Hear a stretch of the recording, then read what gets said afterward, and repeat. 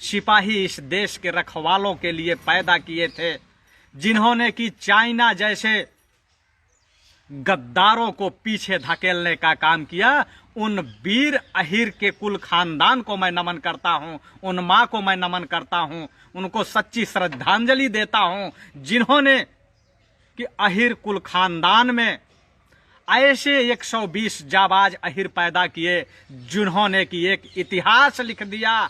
आज तक वह अमिट इतिहास किसी के पास नहीं है। मैं आप लोगों को यह बताना चाहता हूं कि जो भी युद्ध हुआ था, रेजांगला का युद्ध, उसमें जो 120 अहिरों ने अपनी कुर्बानियां देने के लिए वहां अपनी लड़ाइयां लड़ी थी, जिसमें 114 जाबाज सिपाही वहीं पे शहीद हो गए थे और 5 लोगों को बंदी बना लिया गया था। और एक जाबाज सिपाही रामचंद्र यादव, जो कि रेवाड़ी के रहने वाले हैं, उन्होंने आकर के बटालियन में, पलटन में ये बताने का काम किया था कि किस तरीके से 13 कुमाऊं रेजिमेंट 114 अहिरों ने अपनी शहादत दे करके इस देश को बचाने का काम किया था। अब शायद अगर 120 जाबाज सैनिक इस देश को बचाने के लिए अपनी कुर्बानियां नहीं दिए होते, तो आज जो लोग इतिहास और भूगोल की बात करते हैं, मैं ये बताना चाहता हूं कि किसी का नाम सुनील कुमार, अनिल कुमार, प्रवीण कुमार, नवीन कुमार नहीं होता।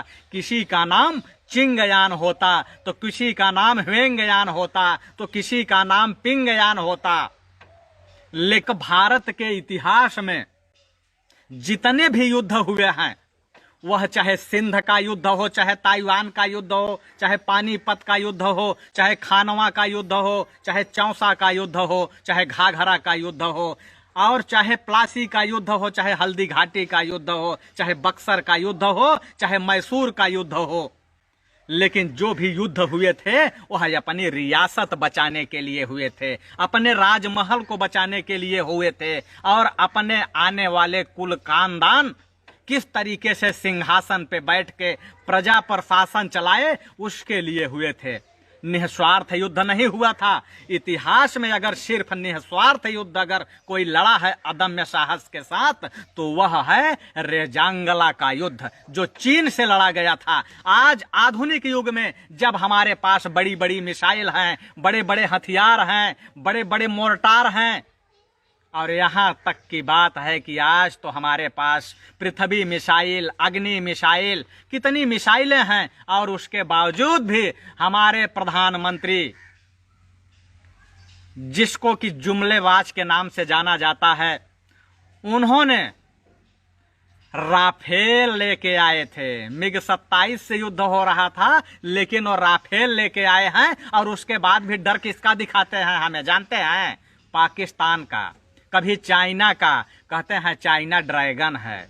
उस चाइना के छक्के छुड़ाए थे उस समय, जबकि ऐसी राइफलें उन जाबाज सिपाहियों के पास थी कि एक फायर करते थे, उसके बाद तोड़ते थे, फिर दूसरा फायर करते थे। उस समय चीन के हजारों सैनिकों को मार गिराए थे मात्र हमारे 120 सैनिकों ने। वह इतिहास जो कि खून से लिखा गया था, जिसमें 114 जवान शहीद हो गए थे।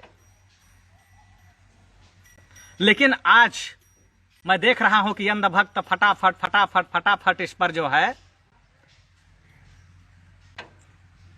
रिपोर्ट कर रहे हैं, और हमारे जो साथी हैं वो बेचारे शेयर नहीं कर पा रहे हैं। इसमें कुछ लोग, कुछ अंधभक्त घुसे हैं जो इसमें सपा, बसपा, भाजपा की बात कर रहे हैं। मैं उन चमन चूतियों से बताना चाहता हूं, मैं उन सेंगर और चिन्मयानंद के रिश्तेदारों से बताना चाहता हूं कि यहां पार्टी की बात नहीं है, यहां हमारे देश के जाबाज सैनिकों की बात है। और अगर कोई जातिवादी कमेंट करेगा तो मैं उसको ऐसा सबक बताऊंगा कि तुम्हारा इतिहास और भूगोल दोनों खराब है। इस देश की रक्षा के लिए जितना भी युद्ध हुआ होगा, वो चाहे 1972 का युद्ध हो, चाहे 62 का युद्ध हो, चाहे 65 का युद्ध हो, चाहे कारगिल का युद्ध हो, और चाहे तुम्हारे जो हाथ खून से सने हुए हैं ना पुलवामा में शहीदों की सूची उठा के कहीं भी देख लो तुम।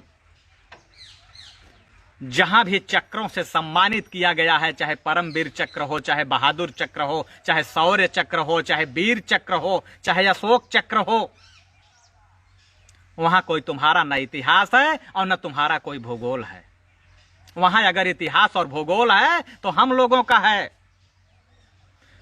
जो कि खेतों के मेड़ों पर से मेहनत करके और सीमा तक पहुंचे हैं मां भारती की रखवाली के लिए। क्योंकि जो देश का किसान है वह देश के साथ गद्दारी नहीं करता, निस्वार्थ होकर अपने खेत से अन्न पैदा करता है और पूरे देश के लोगों को जिंदा रखने का काम करता है। लेकिन तुम लोग अपना जीवन चलाने के लिए क्या करते हो? अपने घर की इज्जत को चुम्मानंद के बिस्तर पे भेजते हो या सेंगर के बिस्तर पर भेजते हो और या तो फिर बाथरूम में भेजकर डब साबुन लगाते हो।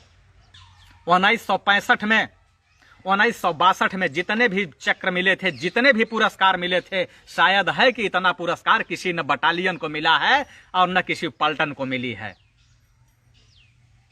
उसके बाद 65 के युद्ध में देख लो कि 26 परमवीर चक्र, वीर चक्र, शौर्य चक्र 26 किसको मिला है यह तुम जाके 65 के युद्ध में देख लो, 72 के युद्ध में देख लो, उसके बाद आके कारगिल युद्ध में देख लो कि महज 19 साल का लड़का योगेंद्र यादव, महज 19 साल का लड़का योगेंद्र यादव कारगिल की चोटी पे अंतिम तिरंगा फहराने वाला नौजवान कौन था, यह भी इतिहास उठा के देख लो। लेकिन तुम्हारा काम क्या है कि तुम हीरो किसको बनाओगे? चिन्मयानंद को। तुम हीरो किसको बनाओगे? सेंगर को। तुम हीरो किसको बनाओगे? आसिफा के रेपिस्टों को। तुम हीरो किसको बनाओगे?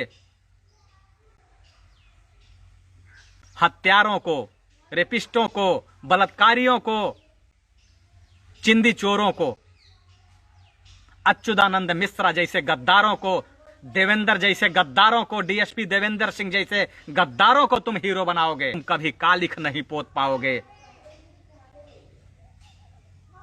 क्योंकि जो इतिहास लिखा जाता है ना, और जितने भी इतिहास लिखे गए हैं, वह शौर्य, पराक्रम, वीरता तो है ही साथ में, लेकिन सारे के सारे इतिहास खून से लिखे गए हैं।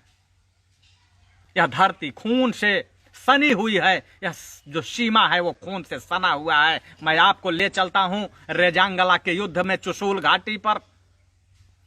जिस समय चुशूल घाटी पर सीज फायर का उल्लंघन होता है 3:30 बजे रात, उस समय का टेम्परेचर था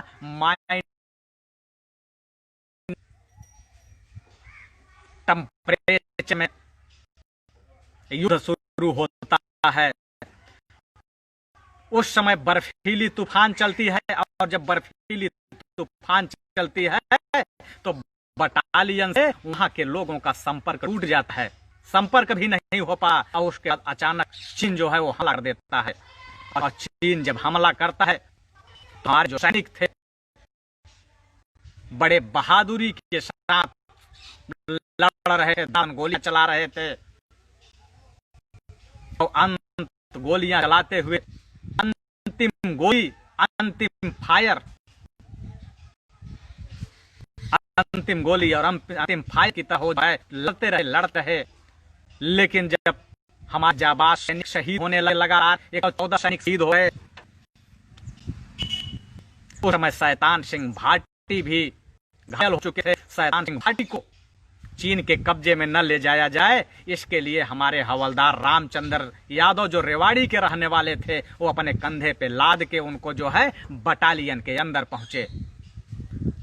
और उसके बाद रामचंद्र यादव जब अपने घर पहुंचे तो उनका जो है उन्हें गद्दार घोषित किया गया, और गद्दार घोषित किया गया, उनका हुक्का पानी तक बंद हो गया। लेकिन बाद में जब बर्फ पिघलती है, वहां एक गडरिया पहुंचता है, और जब पहुंचा देखा तो वहां लाशें ही लाशें बिछी थी। उसके बाद वो नीचे आके बताया, जब वहां जाके लोगों ने देखा तो जो जाबाज सैनिक थे वो ट्रैगर पर उंगलियां उनकी पड़ी थी। कई लोग तो ऐसे थे कि जो बम की पिन निकाल रहे थे और फेंकने की कोशिश में थे और उसी में जम गए थे।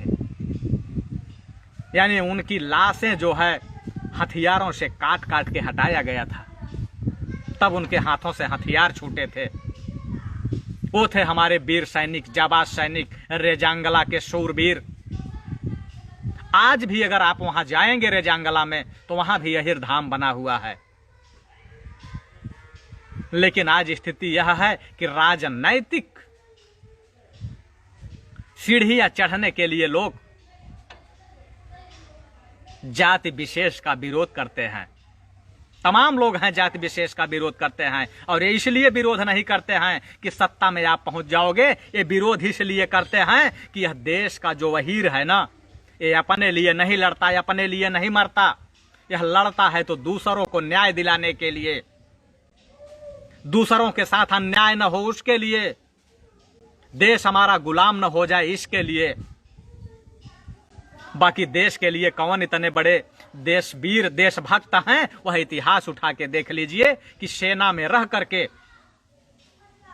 ISI के लिए, पाकिस्तान के लिए काम करते हुए कौन लोग पकड़े गए हैं, ये किसी से छुपा हुआ नहीं है। इनका यह है कि अगर ये सत्ता में जाएंगे, इसीलिए विरोध होता है कि अगर ये सत्ता में जाएंगे तो नीचे आजाद भारत में रह रही गुलाम जनता, आज जो हमारा देश है वह आजाद तो हो चुका है, लेकिन यहाँ की 90% जनता आज भी गुलाम है। उनको यही डर सताता है कि जो 90% जनता गुलाम है, जिस पर आज भी हम अपना हुक्म चला रहे हैं, चाहे रोटी के लालच में, चाहे पैसे के लालच में, चाहे रोजगार देने के लालच में, हम उनको हुक्म नहीं चला पाएंगे। क्योंकि ये जो यहीर है ना, यह सामाजिक न्याय की लड़ाई लड़ता है, समाज के लिए लड़ता है। आज उसको बदनाम किया जाता है कि यहीर जातिवादी होता है। आजकल मैं ये भी देख रहा हूं कि तमाम लोग हैं जो अपनी बाप भी बदल चुके हैं। फेसबुक पर वो अपना बाप बदल चुके हैं। कभी वो अहिर के नाम से आईडी बना रहे हैं, कभी प्रजापति के नाम से आईडी बना रहे हैं, कभी निषाद के नाम से आईडी बना रहे हैं, कभी पटेल के नाम से आईडी बना रहे हैं, कभी मुसलमान के नाम से फर्जी आईडी बना रहे हैं, और फर्जी आईडी बना के लोगों को ट्रोल कर रहे हैं। तो अपने बाप बदलने में भी पीछे नहीं हटते। आप सोचिए जरा, अगर ये अपने घर की इज्जत को सेंगर के बिस्तर पे भेज सकते हैं, अपने घर की इज्जत को ये चिन्मयानंद के यहाँ भेज सकते हैं, अपने घर की इज्जत को ये बाथरूम में भेज सकते हैं, तो इनको अपना बाप बदलने में टाइम नहीं लगता है। इनको सब सिर्फ पैसा चाहिए, पैसा दे दो अपना बाप भी बदल देंगे। अब एक बाप नहीं, ये दिन में 10 बाप बदल देंगे। ये बाप बदलने में पीछे नहीं हटते। इतनी फर्जी आईडी लोग चला रहे हैं, फर्जी आईडी चला के लोग ट्रोल करते हैं, बेवकूफ बनाते हैं आपको। अगर वो आईडी आप खोलोगे तो एक भी आईडी की प्रोफाइल नहीं खुलेगी। प्रोफाइल लाख है, आईडी लाख होगी, प्रोफाइल लाख होगी। फर्जी दूसरे के नाम से आईडी बनी होगी, और ऐसी आईडी आके ट्रोल करते हैं। इससे मेरे ऊपर कोई फर्क नहीं पड़ता है। इन बेवकूफों के ट्रोल करने से मेरे ऊपर फर्क नहीं पड़ता है। नेशनल दस्तक की आपसे गुजारिश है कि अगर इसको बचाना चाहते हैं तो नेशनल दस्तक को सब्सक्राइब करने के लिए रेड कलर के सब्सक्राइब बटन को दबाएं, फिर बेल आइकन की घंटी दबाएं। नेशनल दस्तक को बचाने के लिए बहुत जरूरी है कि हर खबर को शेयर करें, लाइक करें, कमेंट जरूर करें।